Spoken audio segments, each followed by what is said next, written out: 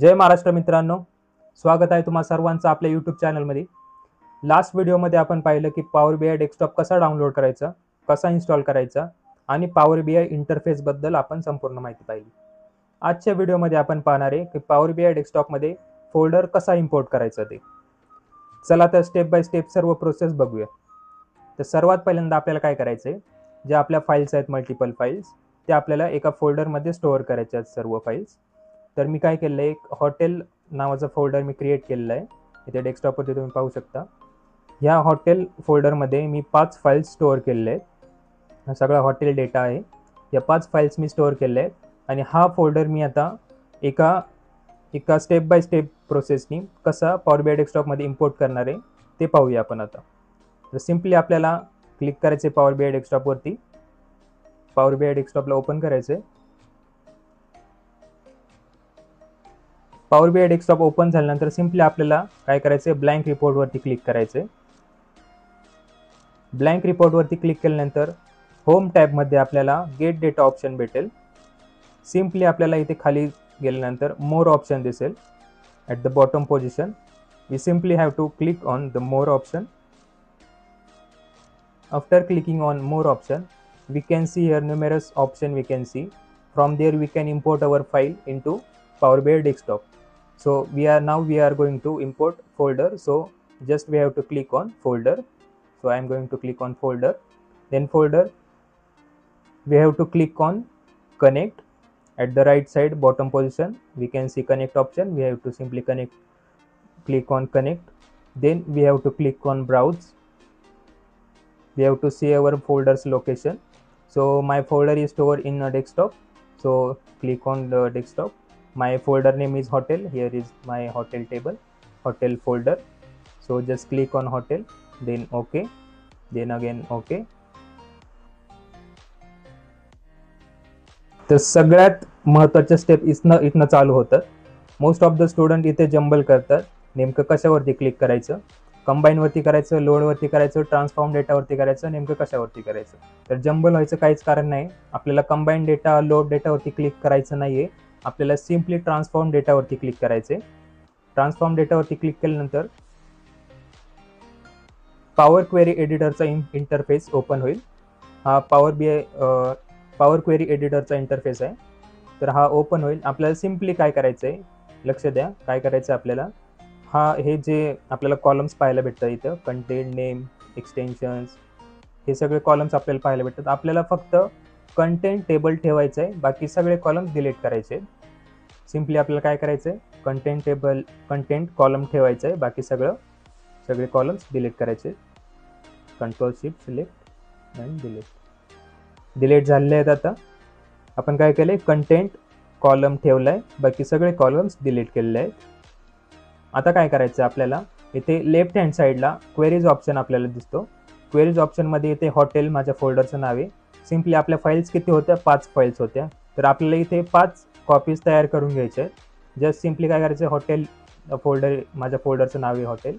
तर काय करायचं, राईट क्लिक करायचे, डुप्लिकेट कॉपीज क्रिएट करायचे. Just right click, duplicate, right click, duplicate. माझ्या 5 फाईल्स होत्या, त्याच्यामुळे मी 5 डुप्लिकेट क्रिएट करून घेणार आहे. हॉटेल 1 2 3 4 5. त्यानंतर इथे कॅनव्हासमध्ये पॉवर क्वेरीमध्ये तुम्हाला इथे इंडेक्स पाहायला भेटेल 1 2 3 4 5. जस्ट सिम्पल, काही टेन्शन घ्यायचं कारण नाही आहे.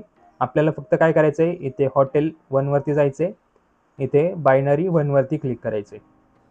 सिम्पल स्टेप्स आहेत, काही टेन्शन घ्यायचं कारण नाही आहे.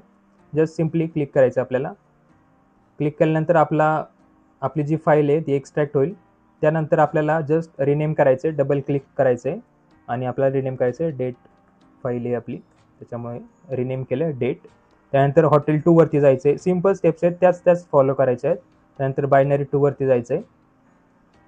After clicking on binary 2 we just have to double click on this and rename this as this is a fact table, so I am going to rename it as fact. Enter. परत hotel 3 वरती जायचे, binary 3 वरती click करायचे. Binary 3 वरती click केल्यानंतर परत double click करायचे इथे आणि रिनेम करायचे प्रॉपर्टी. एंटर. परत हॉटेल 4 वरती जायचंय, परत बायनरी 4 वरती जायचंय, डबल क्लिक करायचंय, त्याच स्टेप रिपीट करायचं. आपल्याला काही टेन्शन घ्यायचं कारण नाही. रूम्स, आता इथे पाहू शकतो आपण आपला जी फर्स्ट रो आहे, our first row is our header, so we have to convert this first row as header. so आपल्याला काय करायचंय, होम टॅब मध्ये जायचंय. होम टॅब मध्ये आपल्याला इथे मिडलला use first row as header option पाहायला भेटतो. तर जस्ट सिम्पली तिथे क्लिक करायचंय. आता पाहू शकता आपण आपला फर्स्ट रो जो होता तो हेडर झालेला आहे. आता सिम्पल स्टेप्स आहेत त्याच फॉलो करायचं आहे. हा डेटा क्लिनिंगचा पार्ट आहे. डेटा क्लिनिंग पण आपण पुढे पाहणार आहे नेक्स्ट व्हिडिओमध्ये. त्यानंतर परत हॉटेल 5 वरती जायचंय, बायनरी 5 वरती क्लिक करायचंय, परत double click, rename as capacity, just enter. तर सिम्पल स्टेप्स आहेत. हे सगळ्या फाईल्स आपल्या एक्स्ट्रॅक्ट झाल्या आहेत पॉवर क्वेरीमध्ये. आता ह्या आपल्याला लोड करायच्या आहेत पॉवर BI डेस्कटॉपमध्ये. तर कसं करायचं आहे, सिम्पल आपल्याला we can see left hand side corner position, close and apply option we can see over here. So just simply we have to click on close and apply.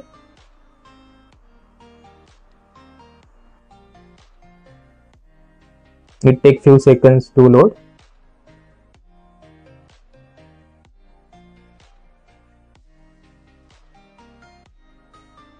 Yeah. In a data pane we can see our all the files get loaded. या सगळ्या files ज्या आहेत आपल्याला इथे पाहायला भेटतात data pen मध्ये. आणि जर आपल्याला एक सिंगल फाईल जर आपल्याला इम्पोर्ट करायची असेल तर आपण सिम्पली होम टॅबमध्ये जाणार, डेटा गेट डेटामध्ये जाणार आणि आपली जी फाईल कोणत्या फॉर्मॅटमध्ये आहे ते पाहणार. आपली CSV असेल, एक्सेल फाईल असेल, कोणती पण असेल त्यावरती क्लिक करणार. जसे CSV असेल तर CSV वरती क्लिक करणार, आपल्या फाईलवरती क्लिक करणार आणि जस्ट ओपन करणार आणि लोड करणार. जर सिम्पल एक फाईल आपल्याला इम्पोर्ट करायची असेल तर ह्या स्टेप फॉलो करणार. आणि जर फोल्डर इम्पोर्ट करायचा असेल तर मी आतापर्यंत ज्या स्टेप सांगितल्या त्या सर्व स्टेप बाय स्टेप फॉलो करायचे. आपला जो फोल्डर आहे तो पॉवर BI डेस्कटॉपमध्ये इम्पोर्ट होऊन जाईल. जर व्हिडिओ आवडली असेल तर लाईक करायला विसरू नका. अशाच मोर इन्फॉर्मेटिव्ह व्हिडिओजसाठी खाली दिलेल्या सबस्क्राईब बटनवरती क्लिक करा. जय महाराष्ट्र.